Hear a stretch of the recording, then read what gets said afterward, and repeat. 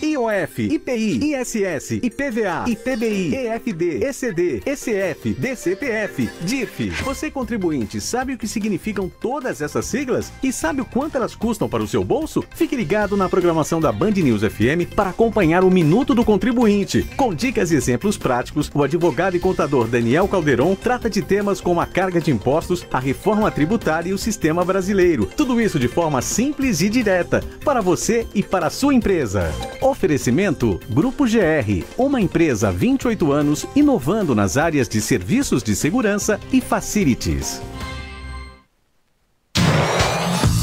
Band News FM. Em um segundo, tudo pode mudar. Agora, Band News Manaus, com Samara Souza e Arthur Coelho.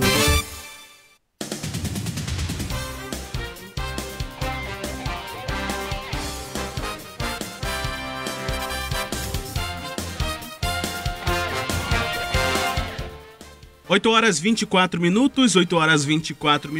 Muito obrigado pela sua presença, você que está acompanhando a nossa programação desde a madrugada, desde cedo, sempre sintonizado no melhor noticiário da sua manhã. Eu sou Arthur Coelho, te acompanho até às 10 horas com muitos detalhes para você, tudo que acontece na sua cidade, na sua região, no Brasil e no mundo. E claro, como eu não faço isso sozinho de forma alguma, tem toda uma produção que batalha no dia anterior e quem fica aqui também desde a madrugada. Bom dia, Samara Souza. Bom dia, Arthur, e bom dia para você que está ligado, sintonizado, ouvindo coladinho nos 93.7 Band News Manaus desta terça-feira, 15 de dezembro. Chegamos na metade do mês de dezembro, o último mês do ano, ou seja, faltam 15 dias para acabar 2020, mas a pandemia continua, ela não vai embora com o ano de 2020.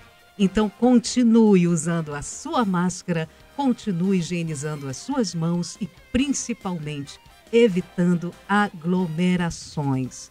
Essa é a dica, gente, porque até esperar essa vacina chegar ao Brasil, até ela atingir o público-alvo, grupos prioritários, temos que ter paciência e continuar fazendo a nossa parte. Um bom dia para você, seja muito bem-vindo, seja muito bem-vinda, você que acompanha a nossa programação no nosso DAIO 93.7, o aplicativo Humano, o aplicativo Band Rádios, nossa página na internet, bandnewsdifusora.com.br e agora nossa live pelo Facebook. 993519370 e o Amazonas registra 51 internações por Covid-19 nessa segunda-feira, a maior taxa de hospitalização em leitos clínicos e de UTI desde o dia 16 de julho, que teve 55 internações. Entre os casos confirmados e suspeitos, há 556 pacientes internados. A taxa de ocupação em leitos clínicos chega a 71,74% e o de UTI, 84,67%. Ao todo, o Amazonas tem 187.279 casos confirmados. Os dados constam na edição mais recente do Boletim Diário da Fundação de Vigilância em Saúde. E a preocupação maior era com o Hospital Delfim Aziz, que é o hospital de referência. Então, ontem, o governo do estado lançou, aliás, desde o fim de semana, o governo do estado lançou nota, aliás, desde sexta-feira, né, nota dizendo que ia aumentar esse número de leitos de UTIs no Delfina até quarta-feira, até amanhã, dia 16. E ontem mesmo eles disseram que vão aumentar ao invés de 20 para 30, ou seja, vão acrescentar mais 10 leitos. Então, vai subir, ao invés de 140, vai subir para 150, pouco mais 10. Né? Mais 10. Olha aquela que não sabe fazer. Eu estudei humanas, eu não estudei exatas. Aquela que já sai com a desculpa. Pois é, para 150 número de UTIs no Hospital Delfim Aziz. E é isso que a gente espera, que haja toda essa programação para o atendimento à população que está se infectando, que está procurando os hospitais e principalmente quem vem do interior do estado. Festas clandestinas e funcionamento irregular de bares devem aumentar neste período de fim de ano em Manaus. Os detalhes a gente tem com o Guilherme Guedes. Os registros de festas clandestinas, assim como o funcionamento irregular de bares, devem aumentar nesse fim de ano em Manaus. Mais de 1.100 estabelecimentos, como bares, restaurantes e eventos, foram vistoriados pelas equipes da Central Integrada de Fiscalização para verificar o cumprimento dos decretos de prevenção à Covid-19. Destes, cerca de 350 foram fechados e quase 300 autuados. As ações focadas nesse trabalho começaram em junho. Especialistas alertam para novos casos de fungos em animais, doença que já registra casos aqui na capital. Fala, Gabriele Moura. Nos animais, o fungo é mais comum em gatos. Os sintomas envolvem feridas profundas que podem atingir todo o corpo. Nas pessoas, a doença atinge a pele, causando lesões. Sendo diagnosticada cedo, ela tem tratamento e cura. O gato contaminado transmite a doença para outros gatos e para as pessoas por meio de arranhões, mordidas ou contato direto com a pele lesionada. Novas informações são coletadas pela Secretaria Municipal de Saúde, a Censa, e segundo a pasta, Manaus tem mais de 15 casos suspeitos de esporotricose animal e mais de 3 confirmações para a doença. O Ministério Público Federal se manifesta sobre a possibilidade de verba pública bancar escolas privadas através do Fundeb. De Brasília, a gente tem os detalhes com Thaís Sprovieri. O Ministério Público Federal enviou ao Senado uma nota técnica em que aponta inconstitucionalidades no novo Fundo de Manutenção e Desenvolvimento da Educação Básica, o Fundeb, aprovado na última quinta-feira na Câmara dos Deputados. O texto, de acordo com a nota, apresenta dispositivos que autorizam repasses do fundo para instituições de ensino privadas. A nota foi elaborada por uma equipe com mais de 300 pessoas, entre professores universitários, pesquisadores, magistrados, e foi enviada aos 81 senadores que devem votar o PL nos próximos dias. Os incisos que liberam os recursos foram inseridos no texto original pela Câmara dos Deputados. A justificativa dos parlamentares é suprir a demanda por vagas em creches e na educação básica por meio de convênios com instituições privadas. Band News. Tempo nublado, chuvoso na capital amazonense. Temperatura continua na casa dos 22 graus. Na madrugada estava 21, estava um friozinho, coisa gostosa. Aumentou para 22 e estacionou, aliás, nos 22 graus neste momento, com sensação térmica também de 22 graus e a umidade relativa do ar em 94%. Nas imagens que Patrick Vieira coloca aí para quem está acompanhando a nossa live pelo Facebook. É isso mesmo, gente. É como está o tempo em Manaus. Nublado desde a madrugada, com muita chuva, mas até um momento Defesa Civil não recebeu nenhuma ocorrência por meio do 199 ou até mesmo o Corpo de Bombeiros não foi acionado para nenhuma ocorrência através do 193. Segundo a Climatempo, previsão para hoje é que o sol ainda apareça entre muitas nuvens, intercalando com esse período de nublado, e a chuva vem a qualquer hora. Previsão ainda de 30 milímetros para esta terça-feira, onde a temperatura máxima não deve ultrapassar os 30 graus nesta terça.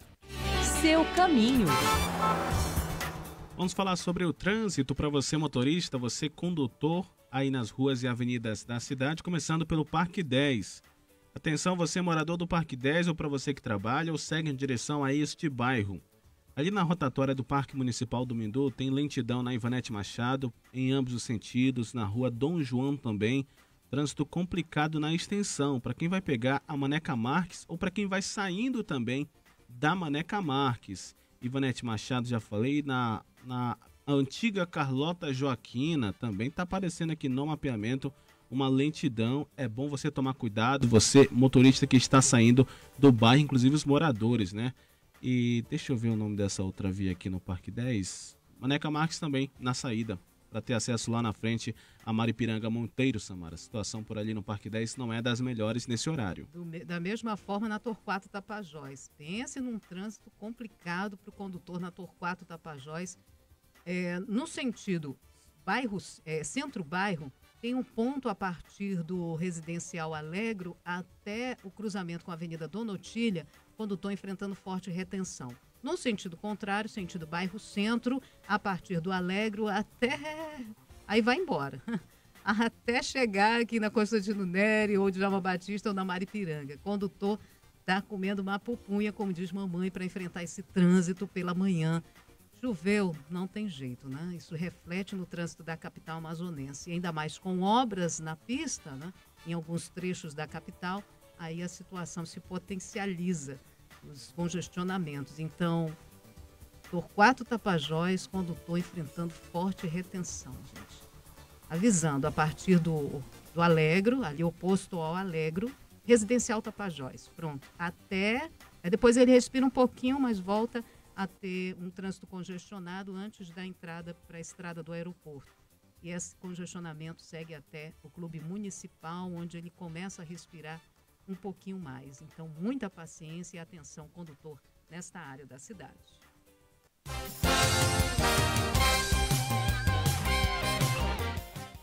8h34. Daqui a pouquinho a gente tem informações na nossa coluna de política com Rosiane Carvalho, mas antes vamos falar um pouco mais sobre a questão dos fungos.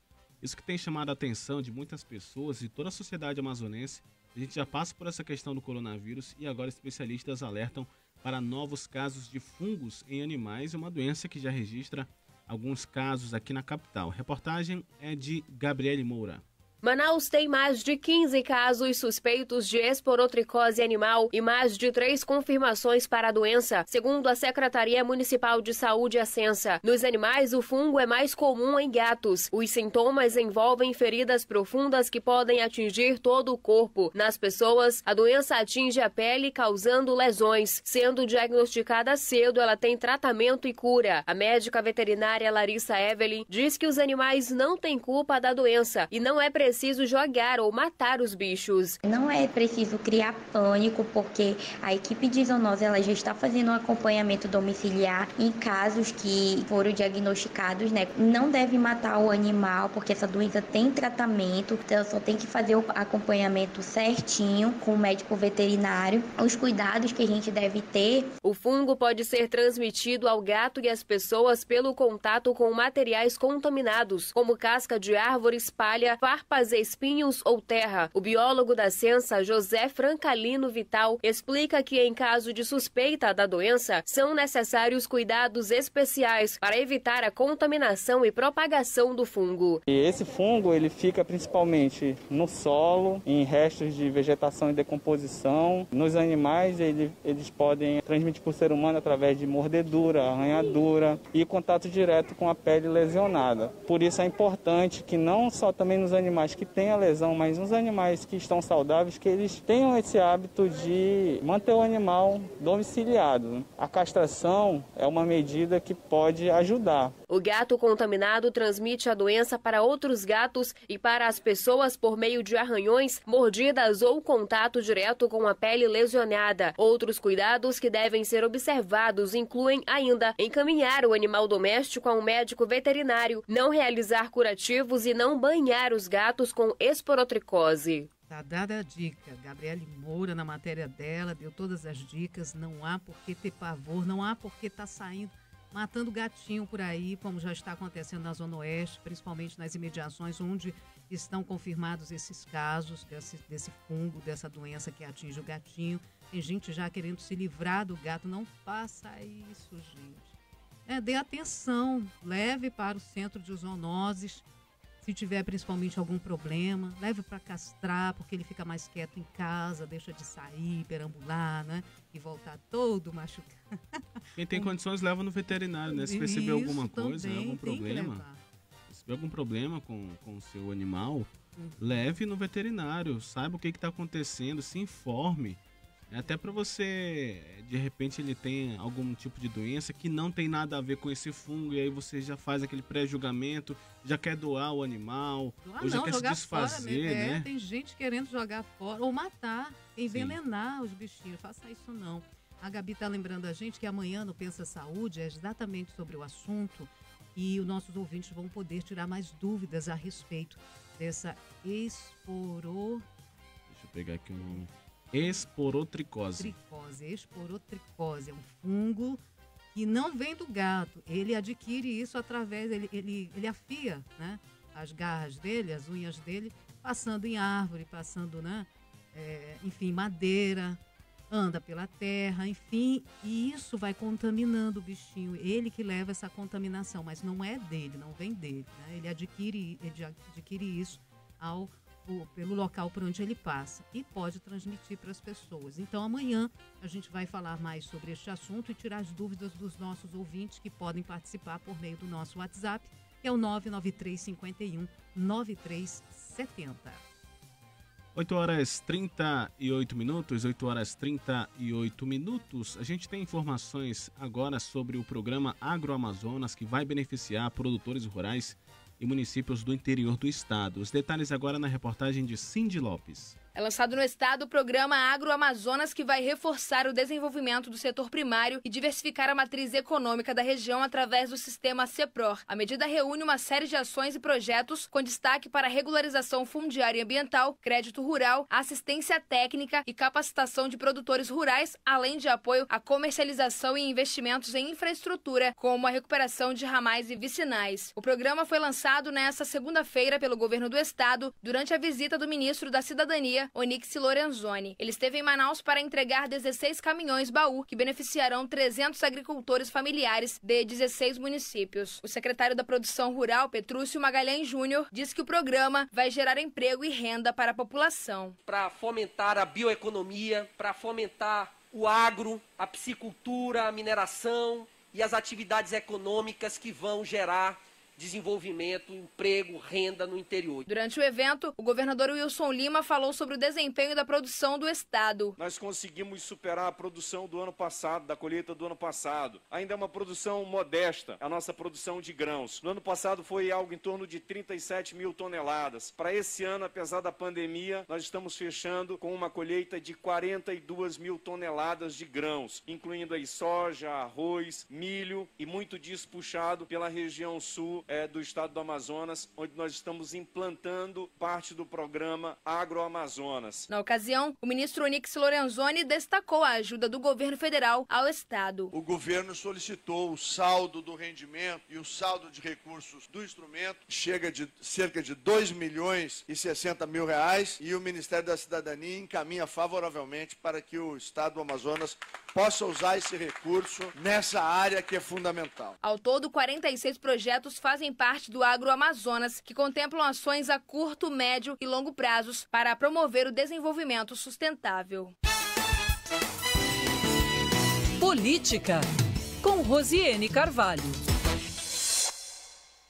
8 horas 41 minutos, 8 horas 41 minutos, vamos com as informações de política. Você que estava aguardando aí os assuntos mais comentados dos bastidores, é agora, hein? Com ela, Rosiane Carvalho. Bom dia, Rose. Bom dia, Arthur, comigo e com você, todas as manhãs aqui na coluna de política. Bom dia para os nossos ouvintes também da Band News Difusora. Ontem foi o dia do quadro Exclusiva no programa Alta Frequência, né, em que todas as segundas-feiras você e a jornalista Thaís Gama entrevistam sempre alguma pessoa para trazer um tema aqui para os nossos ouvintes. E o convidado de ontem foi o deputado federal Marcelo Ramos, do PL. Vamos ouvir aqui um trecho da conversa de vocês. Sim, com relação ao site do Poder 360 de Brasília, o acordo que está sendo costurado em torno da candidatura de Arthur Lira, do PP de Alagoas, à presidência da Câmara, inclui a eleição de Marcelo Ramos para o cargo de primeiro vice-presidente da Casa. Lira é aliado ao presidente Jair Bolsonaro, ao qual o senhor já fez algumas críticas, inclusive, durante algum tempo. Como será essa relação? É possível uma convivência, caso se confirme o nome dele e o senhor como o vice da Câmara? Olha lá, a eleição da Câmara não é a eleição da presidência da República, não tem nenhuma relação uma coisa com a outra.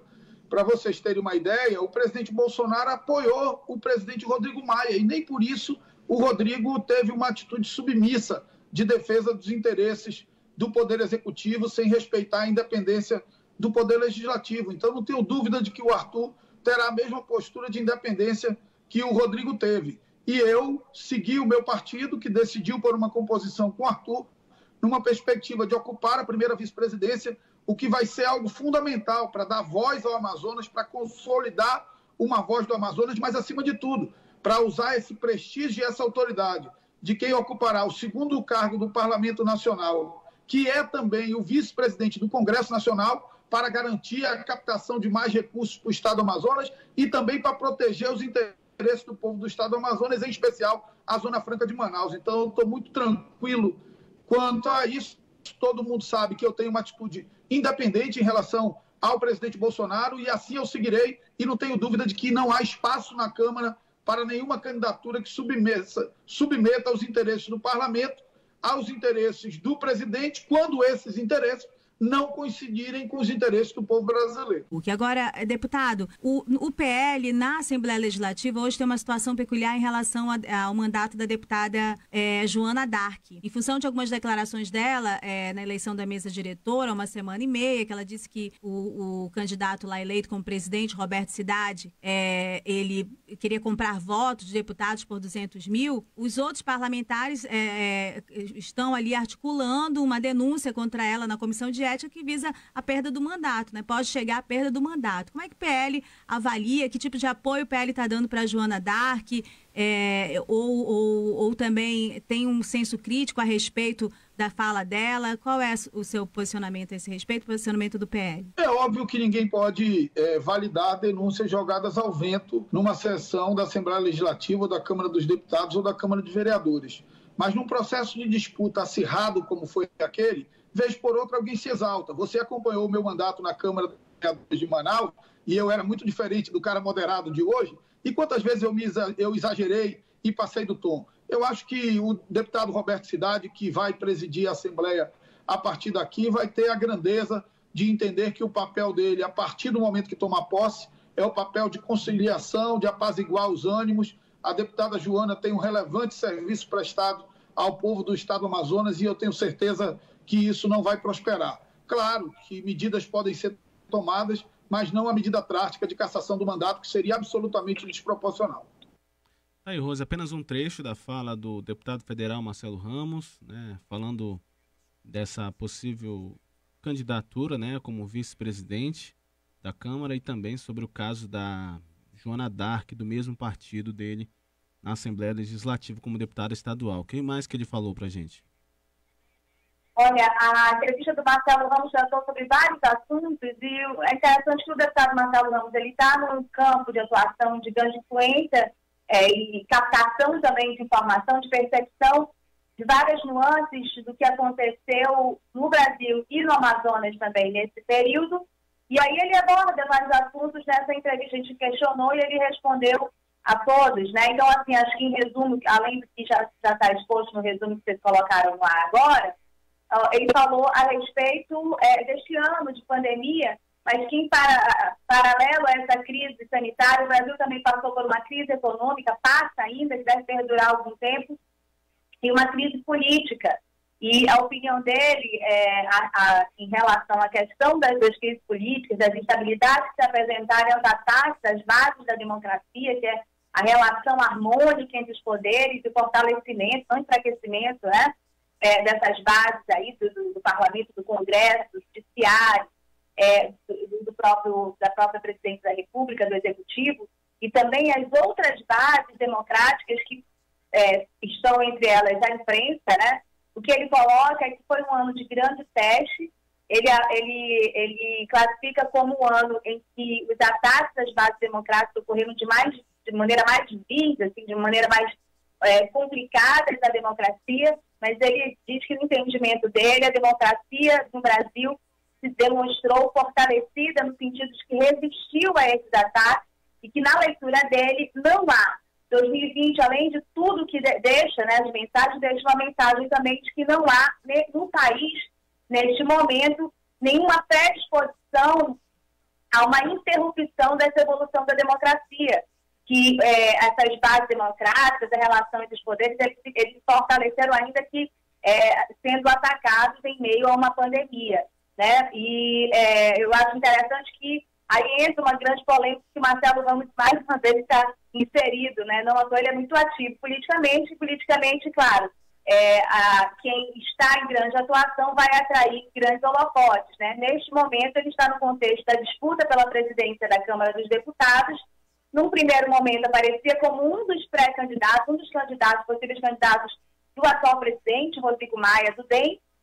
Me parece que se distanciou, né, parece não está exposto aí pela mídia nacional, se distanciou nesse momento desse grupo do Rodrigo Maia, está inserido agora nas articulações e na possibilidade de ser candidato a vice de uma outra chapa. Essa chapa é apresentada nesse momento como na órbita do presidente Bolsonaro, né, que é do Arthur Lira, do PP. Marcelo Ramos pode ser o vice do Arthur Lira na Câmara dos Deputados. Então é um momento muito importante na carreira política dele, sem dúvida, mas num contexto aí de estar inserido na órbita do presidente Bolsonaro, que ele critica em alguns momentos, mas em vários momentos também vota a favor do governo. E nessa entrevista, o que ele deixou claro que ele vai manter, segundo ele, vai manter uma posição de independência ao presidente Bolsonaro e que está na órbita e contar com o apoio de parlamentares da base do Bolsonaro não significa, na visão dele, estar diretamente ligado ou se apresentar como subserviente, né, a este governo. Essa é a leitura do Marcelo Ramos, né? E ele lembra que o Rodrigo Maia, no primeiro momento, para se eleger como presidente da Câmara, contou com o apoio do Bolsonaro e teve uma atuação de equilibrar a balança nessas relações aí. Em relação ao Amazonas, ele fala aí da participação que ele considera que a bancada teve durante este ano de pandemia e diz que no momento de maior conflito que se apresenta aqui no Estado entre o Legislativo e o Executivo, a bancada federal tem a função, segundo ele, de atuar como magistrada para equilibrar essa tensão aí nessas relações todas.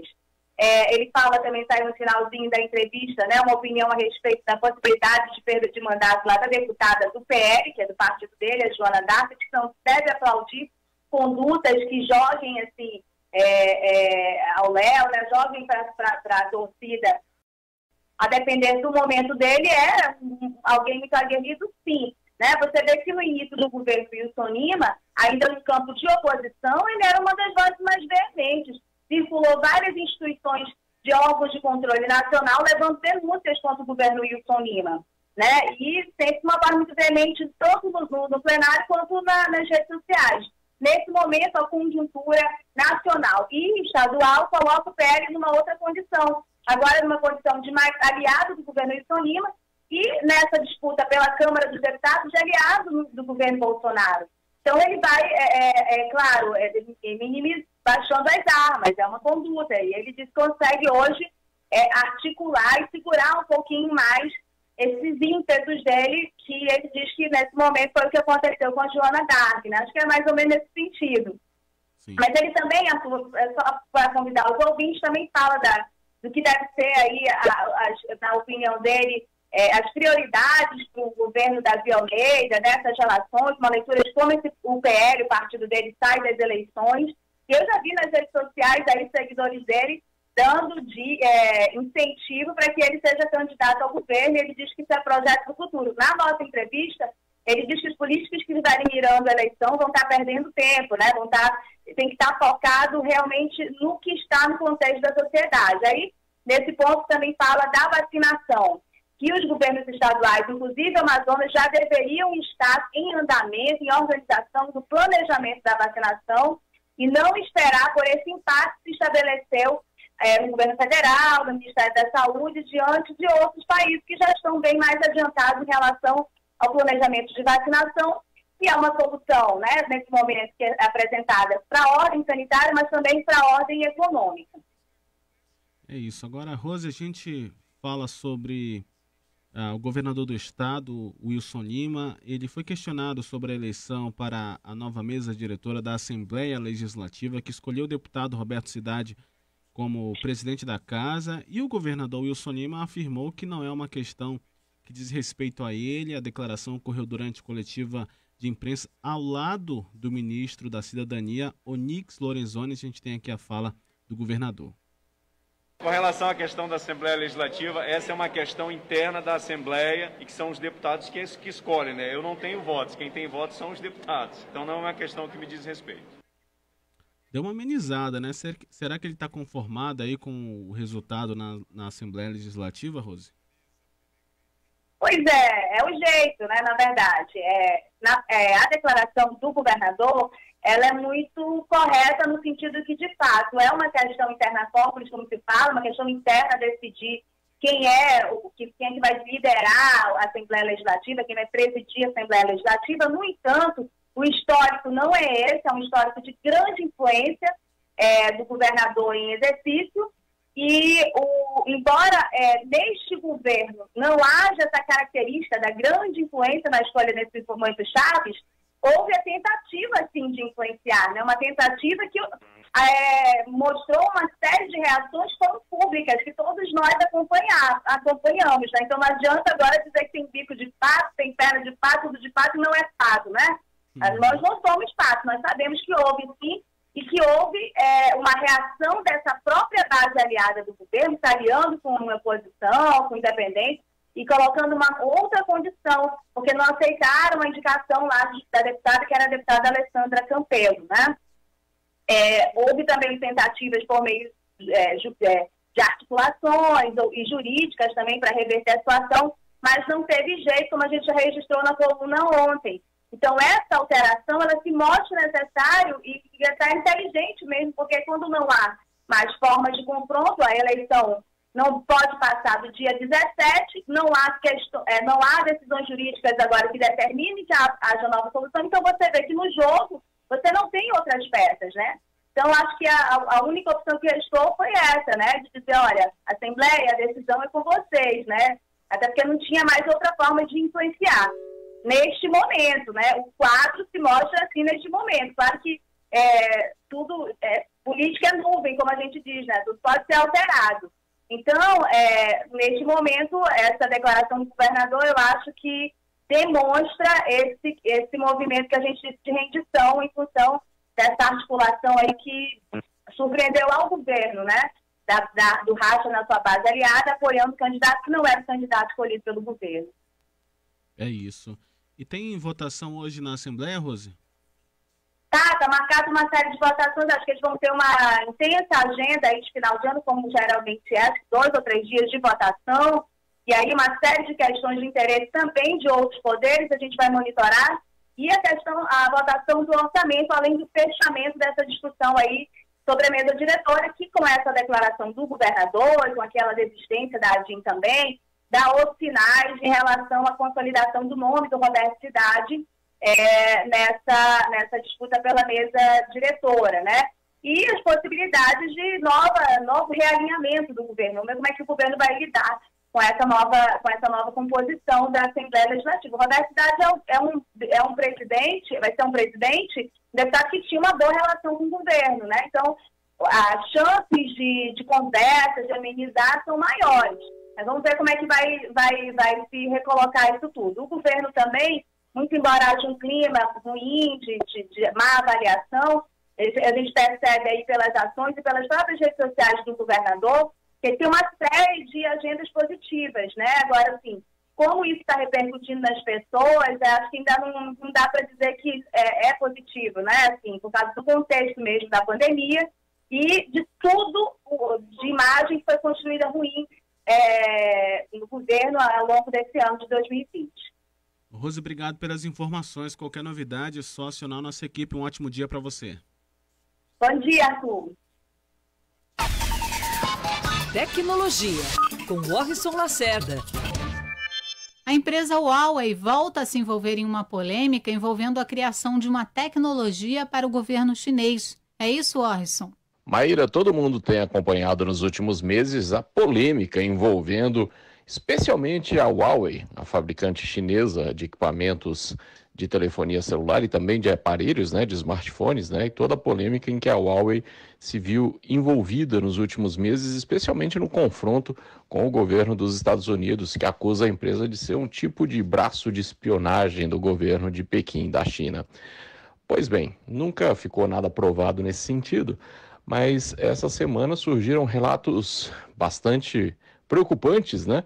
Porque a Huawei teria fornecido e desenvolvido tecnologia de reconhecimento facial que teria sido usada pelo governo chinês justamente para fazer a identificação facial de pessoas pertencentes à minoria uigur. Para quem não se lembra, né, essa é uma minoria perseguida lá na China, uma minoria muçulmana, que vem sofrendo perseguições por parte do governo central chinês, inclusive com relatos de campos de reeducação, enfim, essas coisas malucas. E aí agora surge a informação de que a Huawei desempenhou um papel aí, não dá para saber se é um papel de grande relevância ou de pequena relevância, mas a verdade é que desempenhou um papel importante no desenvolvimento de tecnologias de reconhecimento facial que podem e provavelmente foram usadas para justamente identificar membros, pessoas que fazem parte dessa minoria. Quer dizer, esse é um relato que corrobora um pouco o discurso do governo dos Estados Unidos de que a empresa sim tem laços muito profundos com o governo de Pequim e que, portanto, não poderia ser completamente confiável para ser fornecedora de equipamentos, por exemplo, da tecnologia 5G que vem por aí. Aliás, essa é uma discussão que continua muito quente, né, Maíra, inclusive aqui no Brasil. E agora essa notícia que chega da participação da Huawei numa coisa como essa torna a questão ainda mais complicada. E se você tem uma dúvida, escreva para cá, tecnologia@bandnewsfm.com.br. Jornais atualizados a cada 20 minutos. Informações do trânsito, dos aeroportos, do tempo. Opinião contundente e irreverente. Jornalismo de credibilidade do Grupo Bandeirantes de Comunicação. Só aqui, na rádio de notícias mais ágil e veloz do seu dial. Band News FM. Mais que um fornecedor, o Grupo GR é seu parceiro quando o assunto é segurança. Cuidamos de pessoas e patrimônios, unindo experiência, estratégia, capital humano e soluções tecnológicas. Com 28 anos de mercado, o Grupo GR investe anualmente em inovação nas áreas de segurança e serviços nos mais diferentes segmentos de mercado, como indústrias, shoppings, centros logísticos, instituições de ensino, condomínios e empresas. Acesse grupogr.com.br. Venha saborear a melhor comida a quilo do centro de Manaus, no Delícias Grill. Tudo feito com muito amor e sabor refinado. No Delícias Grill, você terá à sua disposição suculentos churrascos e grelhados, saladas variadas e sobremesas deliciosas. Aceitamos todos os cartões, débito, crédito e voucher. Também aceitamos convênios com empresas. Você encontra o Delícias Grill em 2 endereços no centro: Joaquim Sarmento 333 e também na Joaquim Sarmento 344. Telefone 3232-1853. Delícias Grill Restaurante, onde comer bem não custa caro.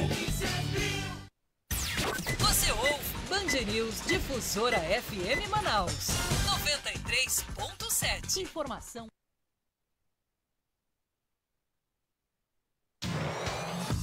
Band News FM. Em um segundo, tudo pode mudar. Band News FM. Em um segundo, tudo pode mudar. IOF, IPI, ISS, IPVA, ITBI, EFD, ECD, ECF, DCPF, DIF. Você, contribuinte, sabe o que significam todas essas siglas? E sabe o quanto elas custam para o seu bolso? Fique ligado na programação da Band News FM para acompanhar o Minuto do Contribuinte. Com dicas e exemplos práticos, o advogado e contador Daniel Calderon trata de temas como a carga de impostos, a reforma tributária e o sistema brasileiro. Tudo isso de forma simples e direta, para você e para a sua empresa. Oferecimento Grupo GR, uma empresa há 28 anos inovando nas áreas de serviços de segurança e facilities. Você ouve Band News Manaus. 9h02, 9h02. Muito obrigado pela audiência. Você que acompanha a programação da Band News Difusora FM, participe pelo 993-519370, 993-519370. E o prefeito de Manaus, Arthur Vigílio Neto, exonera secretários e servidores que ocupam cargos de direção na prefeitura. As exonerações estão publicadas na edição extra do Diário Oficial Eletrônico do município da última sexta-feira. O procedimento é padrão ao fim do mandato. Entre as exonerações constam a primeira-dama Elizabeth Valeico, do cargo de presidente do Fundo Manaus Solidária, Arthur Vigílio Bisneto, do cargo de secretário municipal do chefe da Casa Civil, e Marcelo Magaldi, secretário municipal de Saúde. Os novos nomes que assumem as pastas ficam a critério do do prefeito eleito Davi Almeida do Avante, que toma posse no dia 1º de janeiro de 2021. Casos de dengue crescem 49% em relação ao ano passado no Amazonas. Fala, Ricardo Chaves. Os casos notificados de dengue no Amazonas aumentam 49% no comparativo dos meses de janeiro a novembro de 2020 com o mesmo período do ano passado. Foram 9.058 notificações neste ano, contra 6.075 em 2019. Nessa segunda-feira, a Fundação de Vigilância em Saúde, FVS, realizou o primeiro seminário virtual alusivo ao Dia do Combate ao Aedes aegypti, que segue até dia 18 de dezembro com ações em 45 cidades amazonenses, com a presença online de 400 participantes. Em 2020, até novembro, os municípios do estado que mais apresentaram notificações por dengue após a capital são Guajará, município da Calha do Juruá, com 1.074 casos, e São Gabriel da Cachoeira, com 896 casos. As duas cidades registraram surto de dengue no início deste ano. O mês de outubro registra a maior alta de exportações no Amazonas desde 2014, com 84 milhões de dólares. É o que revelam os dados da balança comercial elaborados pela Secretaria de Estado de Desenvolvimento Econômico, Ciência, Tecnologia e Inovação. O Amazonas também exportou para 59 países e importou de 73. Também no mês de outubro, a Venezuela se destacou como principal destino das exportações amazonenses, 23,31%, registrando volume de 23,31 milhões de dólares. Informações chegando agora de Brasília. Fala, Thalita Almeida. Começou a valer o prazo dado ao Ministério da Saúde pelo ministro do STF, Ricardo Lewandowski, para que haja uma apresentação de um cronograma com data de início e de término da vacinação contra a Covid-19. A Advocacia Geral da União já foi notificada oficialmente. Na sexta-feira, o governo entregou ao Supremo o programa de imunização com previsão de 108 milhões de doses para grupos prioritários, mas sem datas definidas. O secretário executivo do Ministério da Saúde, Elcio Franco, chegou a afirmar que seria irresponsável especificar tempo sem o registro e aprovação de vacinas pela Agência Nacional de Vigilância Sanitária. O Ministério da Saúde também já foi notificado e ontem ainda informou que vai se manifestar nos autos do processo no prazo estabelecido. 9h06 e o Amazonas registra 51 internações por Covid-19 nessa segunda-feira, a maior taxa de hospitalizações em leitos clínicos e de UTI desde o dia 16 de julho, que teve 55 internações. Entre os casos confirmados e suspeitos, há 556 pacientes internados, sendo 307 em leitos clínicos, 191 em UTI, 2 em sala vermelha e 56 pacientes que aguardam a confirmação do diagnóstico. Para falar sobre este assunto, a gente conversa. Olha, como você bem lembrou, Arthur, em outras oportunidades, nós alertamos, né, sobre a possibilidade da segunda onda, que se confirmou em outubro, né? E se você pega o total de óbitos que aconteceram em outubro em Manaus e compara com o total de agosto, você vai ver que dobrou o número de mortes, né? E você acaba de nos relatar, né, e complementar, né, com mais informações de hospitalizações, de que a quantidade de pacientes internados em leitos clínicos, né, e principalmente em leitos de UTI, aumentou muito, né, ao ponto de, no dia 11 de dezembro, né, você ter uma lotação de aproximadamente 99% dos leitos de UTI na única unidade de referência para a internação por Covid do Amazonas, né? Se você olha a estatística do 28 de agosto, que é o segundo hospital com o maior número de leitos de UTI do estado, você tinha 92%. Portanto, um cenário que acontece em dezembro, mas que já tinha acontecido em outubro, né? O ouvinte da Band News FM, todo cidadão deve lembrar que a primeira superlotação, né, dos leitos de UTI, tanto do 28 de agosto como de Delfina, agora na segunda onda, foi no final de outubro. E agora, como consequência, né, do período eleitoral, dessa agitação do mês de dezembro, nós estamos com um novo pico de internações. A gente sabe que quem vai para a UTI, especialmente os pacientes que estão entubados, pessoas doentes, fatalmente nós teremos um número de mortes igual ao de dezembro, no mês de janeiro, ou até maior. Ou seja, né, gente, ao invés de encontrar os hospitais lotados, como já estão, as pessoas não vão encontrar mais leitos, né, para o tratamento da Covid, né? Exatamente. E isso é um ponto muito importante, né? Porque a gente costuma restringir a discussão para Manaus, mas Manaus é a única cidade do estado do Amazonas com leitos de UTI e pessoal qualificado para dar atenção a esse tipo de paciente grave. Então, vai chegar um certo ponto, Samara, que vai drenar paciente do interior do Amazonas e eles não vão ter leito de UTI. Vamos falar sobre a questão das mortes, Jessen. A gente tem visto aí nos boletins dos últimos dias um número pequeno, né? 3 óbitos, 2 óbitos, diferente do que a gente tinha visto no pico da pandemia, né? Onde esse número chegou a 20, a 25, se eu não me engano, não me recordo agora, até mais. O número de casos, de registros, de confirmações tem aumentado, mas o número de mortes não tem aumentado, ou pelo menos esses são os dados que estão sendo repassados. O que o senhor tem aí de números em relação ao número de óbitos em relação à Covid-19? Olha, você levantou pontos importantes, né? Na primeira fase da epidemia, na primeira onda, no pico, nós tivemos dias que morreram mais de 50 pessoas por Covid-19. Isso aí ninguém tem dúvida, né?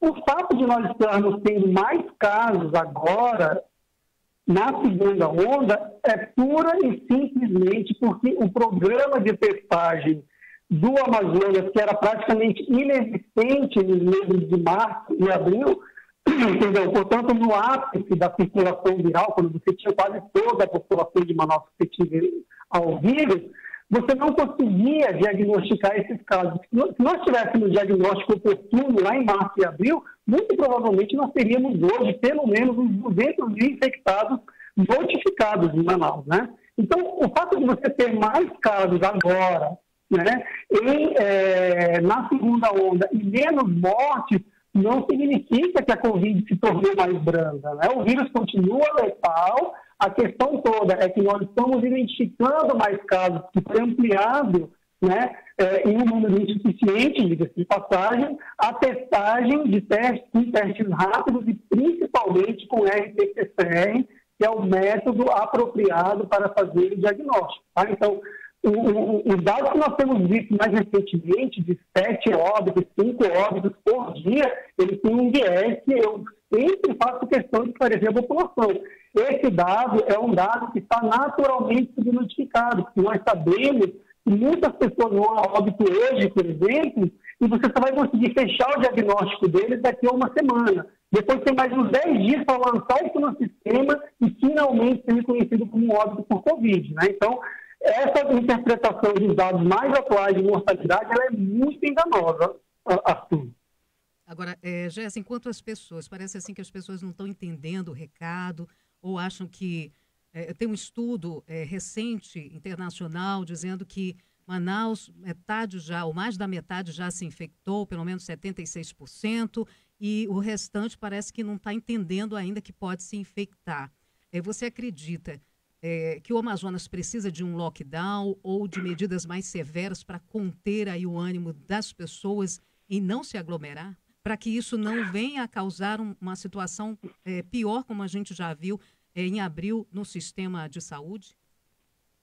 Olha, uma situação parecida com abril em Manaus, hoje, ela é simplesmente inviável, pelo motivo simples e claro, né, de que nós já tivemos uma parcela da população previamente exposta ao vírus, um quantitativo muito grande, né? Eu acredito que pelos nossos modelos matemáticos, nada superior a 50%, né? Mas nós tivemos um artigo, inclusive, publicado, né, na Science, mostrando que a população de Manaus, no meados de outubro, na verdade, já tinha 76% de infectados, né? Nós, inclusive, fizemos uma crítica a esse artigo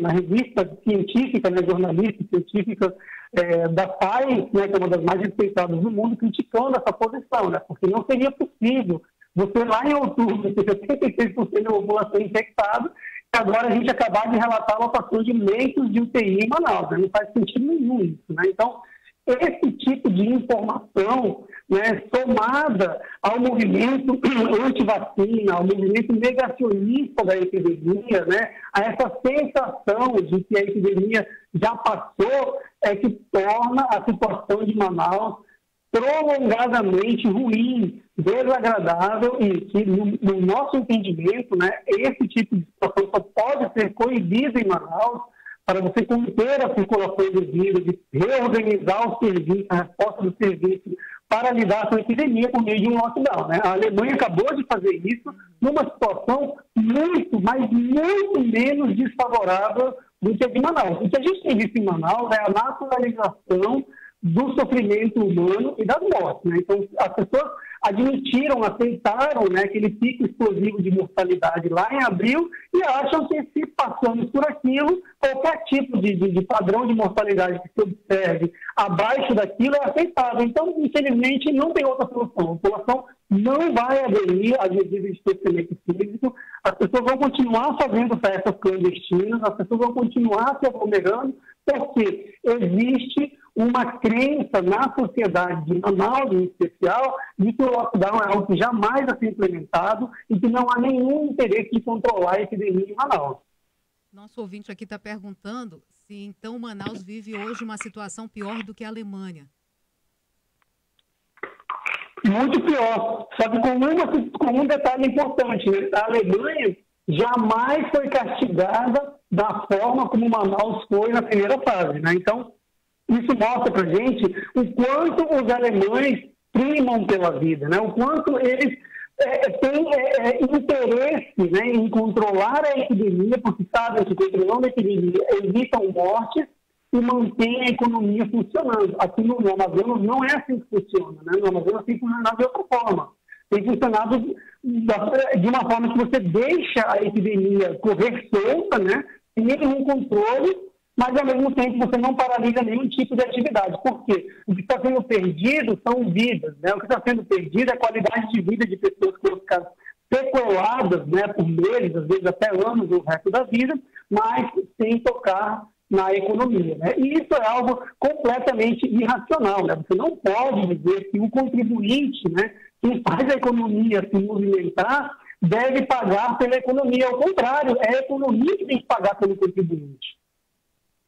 Aí, é isso mesmo. A gente conversou aqui na Band News Difusora FM com o epidemiologista da Fiocruz Amazônia, Jessen Douglas Orellana, esclarecendo, né, informações importantes em relação à Covid-19 e o cenário em que o Amazonas se encontra, com esse número altíssimo de pessoas sendo internadas e o número de casos de pessoas com confirmações da Covid só aumentando. Então, de fato, são medidas mais rígidas que deveriam ser tomadas para que a cidade possa voltar à normalidade assim que a vacina já estiver aqui no nosso estado, no Brasil, né? Porque a gente vê essa dificuldade também por parte do governo federal com outros consórcios, porque só fez com um consórcio e agora a gente está tendo dificuldade para ter a vacina também. E Jesse, mesmo a vacina vindo, a gente ainda vai sofrer no ano de 2021, né? Eu acho que a gente só vai poder respirar a partir de 2022 e olhe lá, né? Oi, Jessen. Jessen, escuta, travou, caiu. Perdeu aí o contato com ele, mas uma pergunta importantíssima, hein, Samara? Uma pergunta importantíssima. Quando é que vamos voltar à normalidade, né? E hoje, escutando até o Eduardo Barão, junto na rede, né, com toda a equipe, quem sabe final de 2021 possa se ter um respiro lá nos Estados Unidos. E aqui no Brasil. Né? Que nem começou a vacinação. Nem começou a vacinação, a previsão é lá para fevereiro, março, e ainda um grupo, os grupos prioritários, claro, mas e toda a população? Quer dizer, ainda vamos sofrer um pouquinho mais até chegarmos à normalidade, né? É isso que a gente ainda pede da população. Tomou a primeira dose, ainda tem que ter, continuar usando a máscara, continuar higienizando as mãos. O Jessen voltou com a gente. Jessen, escuta a gente, Jessen? Estou escutando, Samara. Jessen, a questão que eu deixei no ar é saber que a gente ainda tem uma preocupação mesmo com a vacina. O Eduardo Barão, falando em rede hoje da Band News, lá em São Paulo, dizendo que lá nos Estados Unidos possa se normalizar até o final do ano que vem. Mesmo com a vacina vindo aqui para o Brasil, em fevereiro ou março, a gente não sabe. A gente ainda vai ter um 2021 muito difícil, né? Quem sabe a gente possa respirar em 2022 em diante? É exatamente isso, Samara. Nós temos que levar dois pontos que diferenciam a nossa situação em relação à vacina radicalmente da situação dos Estados Unidos. Os Estados Unidos, eles já têm uma vacina aprovada, eles estão produzindo as vacinas e eles têm um cronograma claro que está em curso já. Então, a possibilidade de eles atingirem, né, uma quantidade, sei lá, superior a 70% de vacinados em 2021 é real. No nosso caso, nós não temos a menor condição de sonhar com a possibilidade dessa. Primeiro, nós não temos aprovação de nenhuma vacina. Segundo, o Ministério da Saúde e o governo federal estão dificultando ao máximo a aquisição e a distribuição dessas vacinas, especialmente aquelas que não estavam no cardápio inicial do governo federal, mais especificamente a vacina da AstraZeneca, por exemplo. Né? Então, nós vamos ter que passar o ano de 2021 com ou sem vacina, mantendo todas as precauções de lavar as mãos, de usar máscaras, de manter o distanciamento físico. Por quê? Porque não há a menor condição do Brasil conseguir vacinar pelo menos 70% ou 80% da sua população, o que faria, aí sim, atingirmos a imunidade de rebanho pela via vacinal. Muito obrigado, Jessen, pela participação aqui na Band News Difusora FM. O Jessen, que é epidemiologista da Fiocruz Amazônia. Um ótimo dia e bom trabalho. Obrigado, Arthur. Sua viagem, com Ricardo Freire. Ando viajando na viagem de fugir com você. Bem-vindo a bordo. Hoje eu vou viajar na viagem do Murilo, ouvinte da Band News FM São Paulo. Ele vai tirar uma semana de férias depois do Natal com a Excelentíssima na região de Angra dos Reis, na Costa Verde Fluminense. Eles vão estar hospedados em Bracuí, que fica a 25 quilômetros ao sul do centrinho de Angra. E por isso o Murilo pede dicas de passeios. Beleza, Murilo? Bom, o barato de Angra é sair de barco pela Bahia e fazer um pinga-pinga entre ilhas e ilhotas. O jeito mais em conta de aproveitar Angra é pegando os passeios de escuna que saem do cais de Santa Rita, no centro da cidade. Nesse momento da pandemia, porém, não é algo que dê para recomendar, né? Porque mesmo que uma escuna saia com limitação de capacidade, a natureza desse passeio com comida e bebida leva a que as pessoas fiquem sem máscara. Não vai ser um passeio tranquilo. Dadas as circunstâncias, o indicado é investir no aluguel privativo de uma lancha pequena com marinheiro. As mais em conta vão sair o preço de uma Disney por dia. Pensa que se você e a Excelentíssima estivessem na Disney, gastariam $200 só de ingresso e mais uns $100 em lanchinho e estacionamento. É o que vai custar uma lancha pequena. E vocês vão ter autonomia para só parar longe da muvuca. E se vocês saírem cedinho da Marina de Bracuí,